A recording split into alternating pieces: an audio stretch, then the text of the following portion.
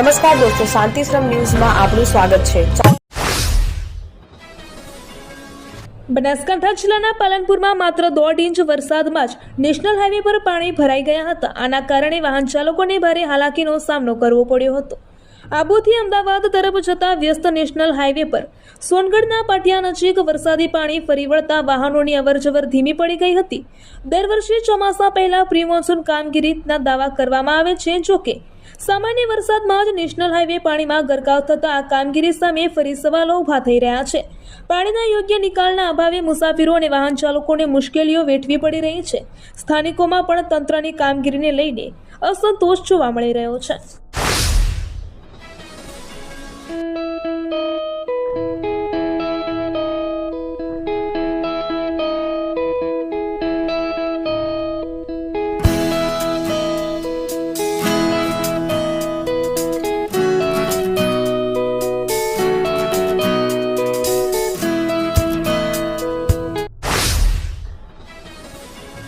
આજે દિયોદર પ્રાંત કચેરી ખાતે ભારે વરસાદથી થયેલા નુકસાન અને પ્રજાજનોની રજૂઆતોના અનુસંધાને એક સમીક્ષા બેઠક યોજાઈ હતી। આ બેઠકનો મુખ્ય હેતુ અસરગ્રસ્તોને વધુમાં વધુ મદદરૂપ થવા અને તેમની સમસ્યાનું ઝડપી નિરાકરણ લાવવાનો હતો।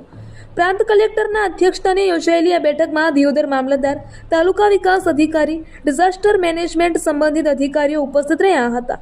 ધારાસભ્યએ વરસાદી માહોલમાં પ્રજાજનોને પડતી તકલીફો અને ખેડૂતોને થયેલા નુકસાન અંગે અધિકારીઓને માહિતગાર કર્યા હતા।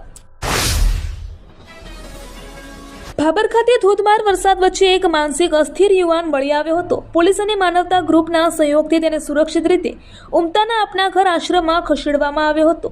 મળી આવેલા યુવાનની ઓળખ નરેન્દ્રપાલસિંહ દીપચંદ્ર તરીકે થઈ છે। તે ઉત્તર પ્રદેશના અલીગઢ જિલ્લાના કોલ તાલુકાના પાલા રોડ હોલી ચોકનો રહેવાસી છે। Police inspector H.L. જોશીના માર્ગદર્શન હેઠળ ભાબર પોલીસ સ્ટેશનની ટીમે માનવતા ગ્રુપ ભાબર સાથે મળીને આ કામગીરી કરી હતી। યુવાનને જરૂરી સારવાર અને પરિવાર સાથે પુનઃમિલનના હેતુસર આશ્રમમાં મોકલવામાં આવ્યો છે। ધાનેરા તાલુકાના થાવર ગામ પાસે ગત મોડી રાત્રે માલોત્રા જવાના 3 રસ્તા પાસે 4 વાહનો વચ્ચે ગંભીર અકસ્માત સર્જાયો હતો। આ દુર્ઘટનામાં એક યુવાનનું કરુણ મોત નીપજ્યું હતું, જ્યારે 4 થી વધુ લોકો ઘાયલ થયા હતા। આ ઘાયલોને તાત્કાલિક 108 એમ્બ્યુલન્સ દ્વારા સારવાર અર્થે હોસ્પિટલ ખાતે ખસેડવામાં આવ્યા હતા। અકસ્માત એટલો ભયાનક હતો કે કારમાં સવાર એક વ્યક્તિના શરીરમાં વાહનના પતરા ઘૂસી ગયા હતા। આ ઘટનાની જાણ થતાં જ ધાનેરા ફાયર વિભાગની ટીમ તાત્કાલિક ઘટના સ્થળે પહોંચી હતી, જોકે મૃતદેહને બહાર કાઢવા માટે જરૂરી સાધનોના અભાવે તેને મુશ્કેલી પડી હતી। રાજસ્થાનના ઝાલોર જિલ્લાના સાંચોર ડીસા નેશનલ હાઈવે પર રવિવારે પાલનપુર આવતી ખાનગી બસ અને ટ્રક સામસામે ટકરાતા 2 લોકોના મોત નીપજ્યા હતા, જ્યારે 10 મુસાફરો ઘાયલ થયા હતા। સાંચોરથી લગભગ 15 કિલોમીટર દૂર પાલાદર સરહદી વિસ્તારમાં પીરકી જાલ નજીક રવિવારે સવારે આશરે 9:45 બાડમેરના બેડિયાથી ગુજરાતના પાલનપુર જતી ખાનગી પેસેન્જર બસ અને ગુજરાતથી બાડમેર તરફ જઈ રહેલી ટ્રક વચ્ચે સામસામે ટક્કર થઈ હતી। બસમાં આશરે 40 મુસાફરો સવાર હતા। અકસ્માતમાં સાંચોરના શિવપુરા હાથી ગામના સરકારી શિક્ષક હજારામ મેઘવાલ અને બસ કંડક્ટર મારુખાનાનું સારવાર દરમિયાન મોત નીપજ્યું હતું। હંજારામ બહેન માટે દવા લેવા માટે ગુજરાત જઈ રહ્યા હતા। અકસ્માતમાં 10 મુસાફરો ઘાયલ થયા હતા, જેમાંથી 4ની હાલત ગંભીર છે। ભીલડી પંથકમાં છેલ્લા 4 દિવસથી સતત વરસી રહેલા વરસાદને કારણે જનજીવન પર તેની વ્યાપક અસર જોવા મળી રહી છે। રવિવારે પણ વરસાદની હેલી યથાવત રહેતા નવી ભીલડીના ગોગામઠ, ઉમિયાનગર અને પંચવટી સોસાયટી સહિતના નીચાણવાળા વિસ્તારોમાં વરસાદી પાણી ભરાઈ ગયા હતા। ગોગામઠ પ્રાથમિક શાળાના પરિસરમાં કમર સુધી પાણી ભરાઈ જતા સ્થિતિ ગંભીર બની હતી। Simco sunlight paints, Simco sunlight paints કવિન સાફ્ટર મશીનથી કલર બનાવનાર નવીન ઘરને સુશોભિત કરવા એકવાર અવશ્ય મુલાકાત લો। Simco sunlight paints, Simco sunlight pants.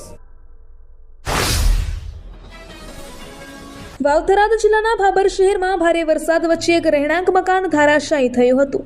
સદનસીબે આ ઘટનામાં કોઈ જાનહાનિ થઈ ન હતી। ભાબરના જૂના વિસ્તારમાં બલુભા રાઠોડનું મકાન સતત વરસાદને કારણે ધરાશાયી થયું હતું। આ ઘટના સમયે પરિવારના સભ્યો સમયસર બહાર નીકળી ગયા હોવાથી મોટી દુર્ઘટના ટળી હતી. મકાન ધરાશાયી થતા ઘરમાં રહેલો તમામ ઘરવખરીનો સામાન અને અન્ય કિંમતી વસ્તુઓ કાટમાળ નીચે દટાઈ ગઈ હતી. આના કારણે પરિવારને મોટું આર્થિક નુકસાન થયું હતું. બનાસકાંઠા જિલ્લાને બિરસા મુંડા જનજાતીય ગૌરવ પરિવહન સેવા અંતર્ગત 4 નવી મિની બસોની ભેટ મળી છે. પાલનપુર બસ ડેપો ખાતે રાજ્યના વન અને પર્યાવરણ વાહન વ્યવહાર તથા ક્લાઇમેટ ચેન્જ રાજ્યમંત્રી શ્રી પ્રવીણભાઈ માળીના અધ્યક્ષસ્થાને બસોને લીલી ઝંડી બતાવી પ્રસ્થાન કરવામાં આવ્યું હતું.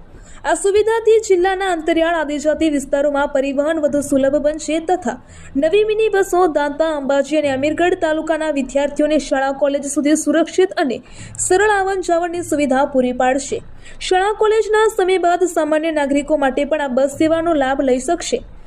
આ બસો કુંવારસી જગતાપુર, દાંતા જગતાપુર, અંબાજી, હડાદ, સનાલી તથા ખારા અમીરગઢ જેવા રૂટ પર કાર્યરત રહેશે, જેનાથી 295થી વધુ વિદ્યાર્થીઓને દૈનિક પરિવહનનો લાભ મળશે. વાવથરાદ જિલ્લાના થરાદ ખાતે ગૌસમ્માન આહવાન અભિયાન અંતર્ગત ગૌભક્તો, સંતો અને મહંતોની વિશાળ રેલી યોજાઈ હતી. આ રેલી શહેરના મુખ્ય માર્ગો પરથી પસાર થઈ જિલ્લા કલેક્ટર કચેરીએ પહોંચી હતી, જ્યાં કેન્દ્ર સરકાર સમક્ષ ગૌમાતાને રાષ્ટ્રમાતા જાહેર કરવા સહિતની 3 મુખ્ય માંગણીઓ સાથે આવેદનપત્ર પાઠવવામાં આવ્યું હતું. આ અભિયાનના આગેવાનોએ જણાવ્યું હતું કે દેશભરમાં ગૌસમ્માન આહવાન અભિયાનના પ્રથમ તબક્કામાં અંદાજે 5.25 કરોડ ગૌભક્તોના હસ્તાક્ષર એકત્રિત કરવામાં આવ્યા છે. વાવથરાદ જિલ્લામાં પણ મોટી સંખ્યામાં ગૌભક્તોએ આ અભિયાનમાં જોડાઈ ગૌમાતાને રાષ્ટ્રમાતા જાહેર કરવાની માંગને સમર્થન આપ્યું છે.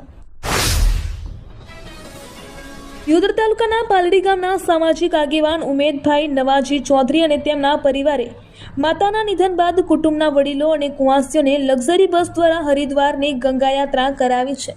આ યાત્રા દ્વારા તેમણે માતૃતર્પણ કરી સમાજમાં એક નવો રાહ ચીંધ્યો છે. ઉમેદભાઈ નવાજી ચૌધરી દિયોદર માર્કેટયાર્ડના ડિરેક્ટર અને દિયોદર તાલુકા કોંગ્રેસ પક્ષના પ્રમુખ તરીકે સેવા આપે છે. તેમના માતૃશ્રીનું ટૂંક સમય પૂર્વે નિધન થયું હતું, જેના કારણે ગામ અને સમાજમાં શોકનું વાતાવરણ છવાયું હતું.